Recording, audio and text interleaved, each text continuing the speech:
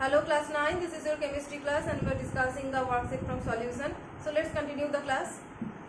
We have discussed up to question number 14. Now question number 15 is how an unsaturated solution can be made saturated.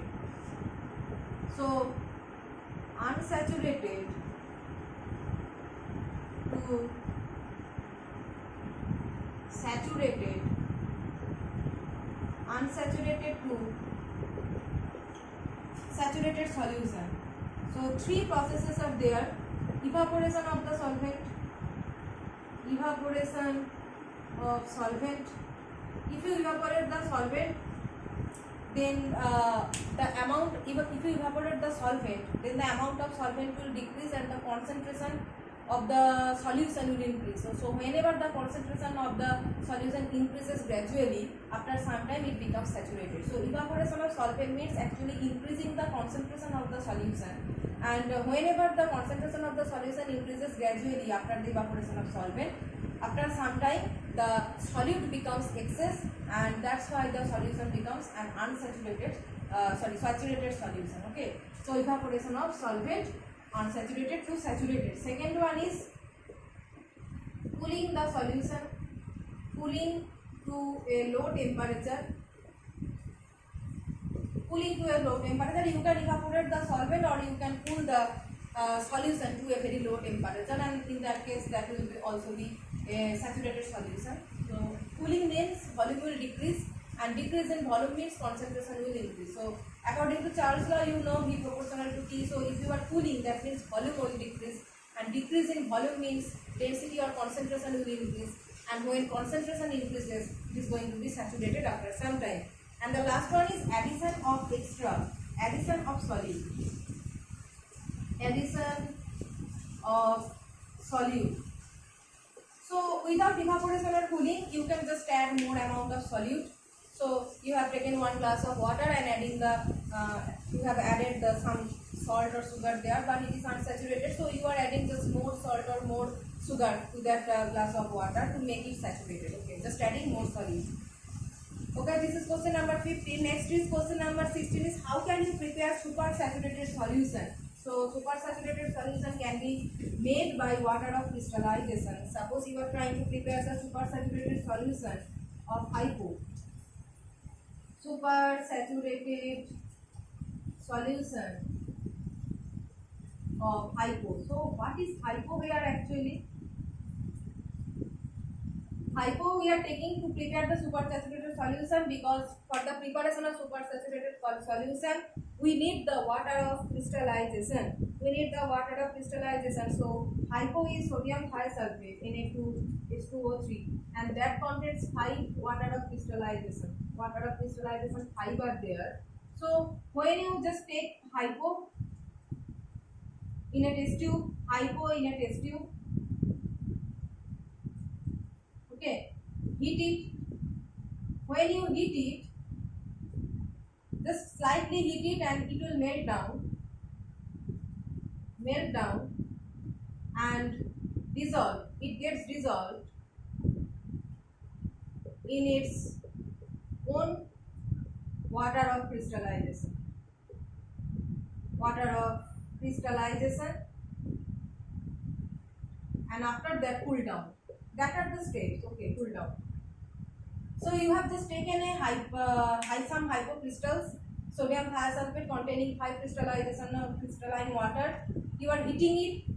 As soon as you give a little amount of it, it will melt down, and whenever it melts down, it loses its water of crystallization. You are just heating and it melts down, and when it melts down, it is losing, the crystals are losing its 5 water of crystallization, and as soon as it is losing its 5 water of crystallization, the sodium thiosulfate gets dissolved in its own water of crystallization that have been lost due to heating, and then you are cooling that mixture, that solution, you are cooling it, and you are getting a super saturated solution. So the sodium thiosulfate dissolved in its own water of crystallization is very concentrated solution, and it is known as super saturated solution.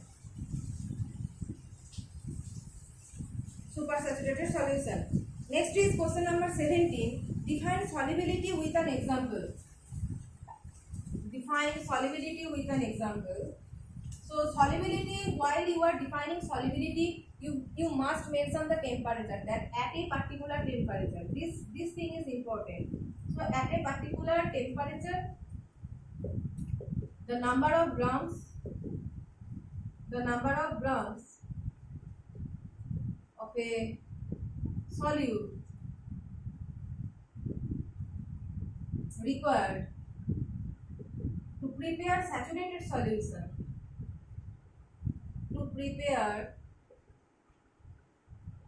a saturated solution in 100 gram of solvent. So if you have taken 100 gram of water, then you have to find how many grams of salts are required to make a saturated solution of salt water. To make a saturated solution of salt water in 100 gram of water, how many grams of salt or sugars are required to make that saturated solution? So you're trying to prepare saturated solution in 100 gram of water, then how many grams of solute and salt are required to make that saturated solution? Okay, that is known as solubility, and you must mention that at a particular temperature, because temperature is the influencing factor, and when temperature varies, the solubility also varies. So at a particular temperature, this line must be included in the definition part. So next question is, write down the factors affecting the solubility. So question number 18 is, write down the factors affecting solubility.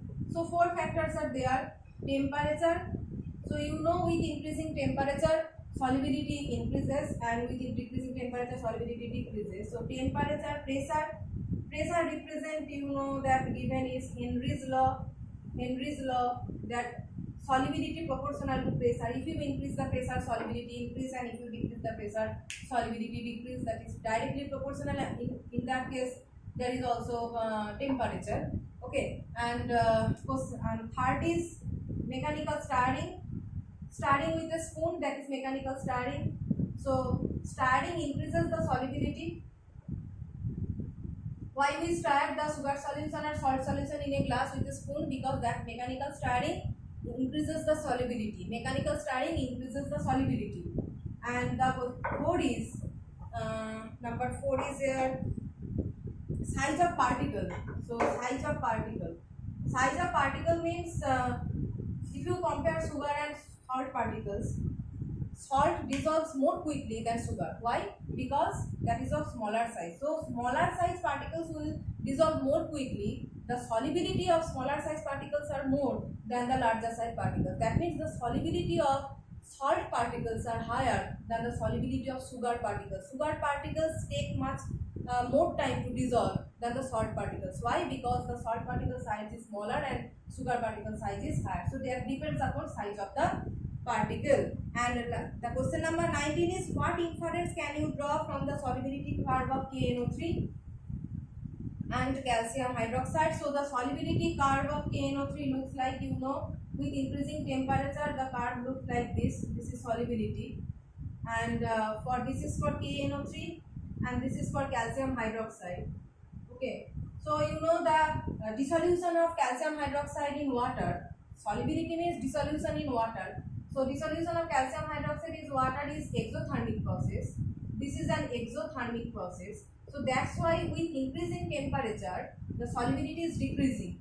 And this is an endothermic process. Potassium nitrate is a salt, and dissolution in water is an endothermic process. So with increasing temperature, the solubility is actually increasing. So that is the factor. So solubility curve representing the exothermic and endothermic nature of the dissolution process. So if exothermic, so increasing temperature will decrease the solubility, and if it is endothermic, that means on dissolution temperature is decreasing. So if you increase the temperature, their solubility will increase. Okay, so more or less your worksheet has been completed.